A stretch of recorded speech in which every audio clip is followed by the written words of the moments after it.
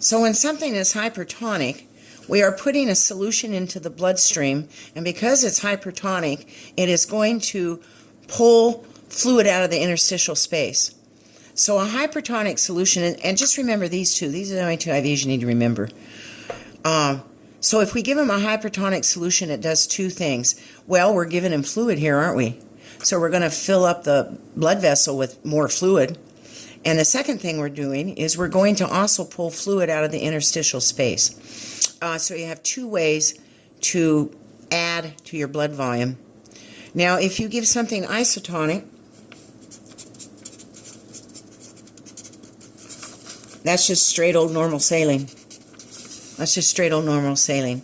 So isotonic means you're giving them extra fluid, so you're expanding the volume inside their blood vessel, but you're not going to pull out any excess fluid from the interstitial space. You're definitely going to expand the volume, but you won't have the additional effect of pulling fluid out of the interstitial space. The others, I don't think you need to know. I would know normal saline's isotonic, and I would know these two that are hypertonic. Those are the ones we use most often. So the isotonic will expand your volume of your blood, but it will not change the water between the compartments. So when do we use isotonic? Well, when they come in and they're in shock and they don't have terrible edema states. When would you use hypertonic? You'd want to use hypertonic when they come in shock, but they're all blown up like a big balloon because they have too much third spacing going on. So if you give hypertonic, you will be doing the additional thing of pulling out some of that edema fluid and adding it into your vascular space. They have a couple of pages on blood transfusions, but I'm not going to cover them here. What I will do is I'll make a separate video about the whole process of blood transfusions and how you do them and what your responsibility is. And I think I'll do that for lab. That's what I'll do. And I'll post it as a video, kind of like I did the cardiovascular down and dirty checklist. So we'll skip that part for today. Blood administration. Alrighty.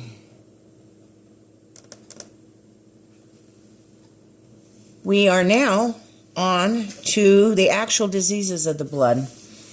Let's see if I'm going to review here. Look at page 1459, please. And there's a little paragraph here that I always kind of skimmed over, but I looked at it very closely lately, and I really like it. And it's on the left-hand column on this page, 1459, and there's a little thing at the bottom that says immune globulins.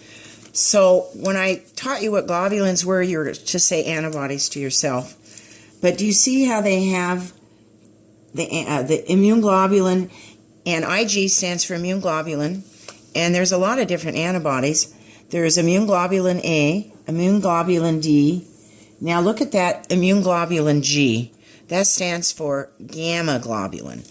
The IgA, the immune globulin A, stands for alpha gamma globulin. Alpha immune globulin. The D, I think, is the Duffy again. Anyway, there's different letters on those immune globulins. Now, the IgG, immune globulin, the other way to say it is gamma globulin. So, this is confusing, but all you have to say to yourself is globulin is an antibody. So that would be a gamma antibody. Where is that used? That would be used when you are exposed to hepatitis. If you go down to eat at McDonald's in Los Angeles, oftentimes they're always putting out hepatitis A alerts. You've been exposed. So what you do is you run down to the health department, and they give you a shot of gamma globulin. And what it is it's temporary antibodies, just like the Rogam we talked about. It's temporary antibodies to Hep A. So you're exposed to hepatitis A. We're going to give you a shot that gives you antibodies to Hep A, and you won't get the disease, or it will protect you. It only protects for about 3 weeks. Alrighty. Yeah, that will take care of it. Same principle as Rogam. We're giving you the antibodies from somewhere else.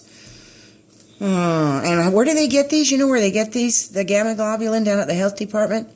It's pooled blood. Like when the blood bank draws all this blood from, 10,000 donors, they separate out all the components of the blood. And one of the components they take out is pooled sera. And they feel that a fair amount of people in the United States has already been exposed to hepatitis A. We never got disease. We just got exposed and we created our antibodies to it, and gee, that's cool. Never got ill. A fair amount of people have done that, and I can't remember what the percentage are. It's pretty high that we've all been exposed. But anyway, they take that part of the plasma out and they put a whole bunch of them together, like maybe 100 donors, and they figure that within that 100 donors there's going to be some antibodies in there to hepatitis A. So that's what they pool, and that's the shot you get. So from this sentence here, immunoglobulins, antibodies, are a form of passive immunity. Their effects are not permanent. It's just a temporary thing so you don't get the disease. All right. They have a little section here on page 1460 on hematopoietic stem cell transplantation. And I think they abbreviate that HSCT. And you'll see that. But that's when they take bone marrow out of either a donor or someone, or yourself, or who was it? I think it's mostly a relative or a donor. And it's bone marrow transplants. That's what they do. They're giving you good bone marrow and stem cell. Everything's stem cell now these days, isn't it? You can get, it used to be you could only get stem cells from the bone marrow, but now they're taking it out of placentas, and I think they're taking it out of circumcised incisions or something. They're getting it from everywhere. Umbilical cords, amniotic fluid, bone marrow. So you can harvest it from several different places. It's been a lifesaver, hasn't it, for our leukemia patients, and completely reversed them. Okay, before we start talking about the diseases, and I think I'll make that another lecture on YouTube, but there is a little section here on a data collection. If you suspect somebody has a blood disease, and of course you want to look at if they have bruises, petechiae, purpura, and remember the petechiae are the little pinpoint red capillaries that have ruptured. The purpura are more the big giant purple blotches on your skin. A bruise is just a bruise. You know, everybody knows what a bruise looks like. It's kind of blue in the beginning, isn't it? So you'd want to look at their skin for that. You want to ask them about if they're pale, if they've had any blood disorders. And by the way, when they talk about blood diseases, they use this word.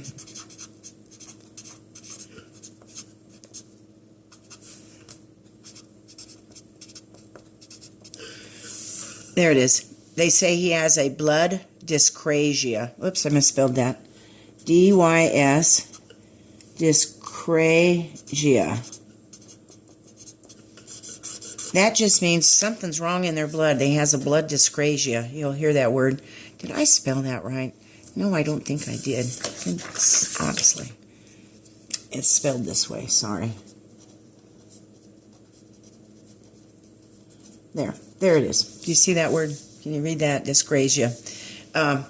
Means a blood disorder. We don't know what kind. Might be leukemia, might be a lymphoma, might be pernicious anemia. It can be any blood problem.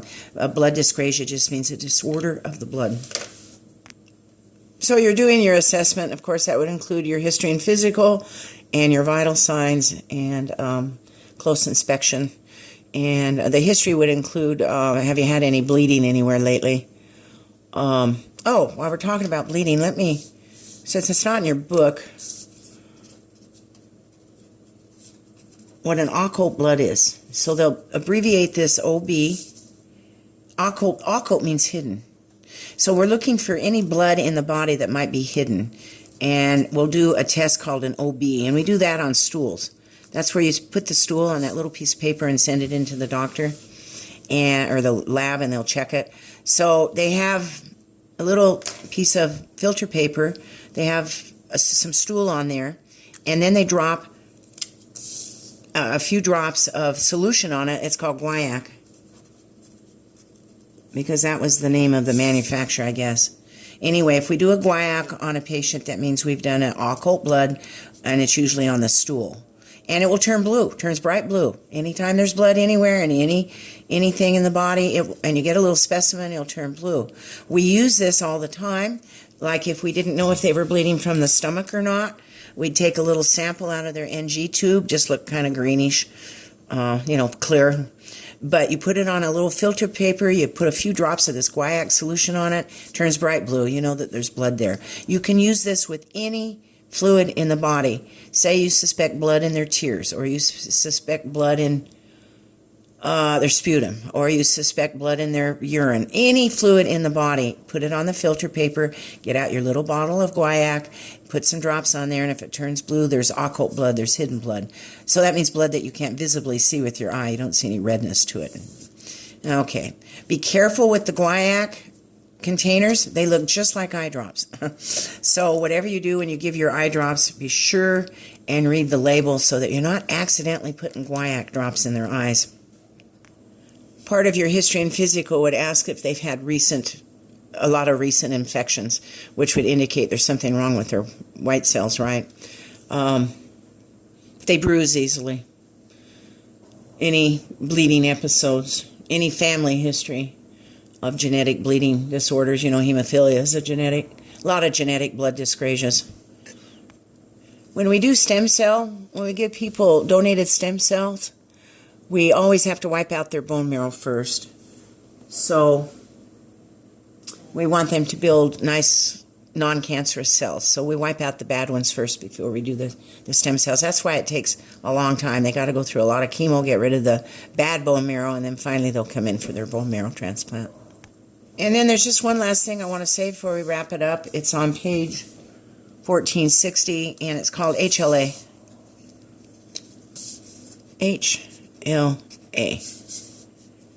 And what that means is human leukocyte-associated antigen. I don't think you have to memorize what the abbreviation actually stands for, but I'll tell you what it is. Leukocyte-associated antigen. They found out that every cell in our body is peculiar to us.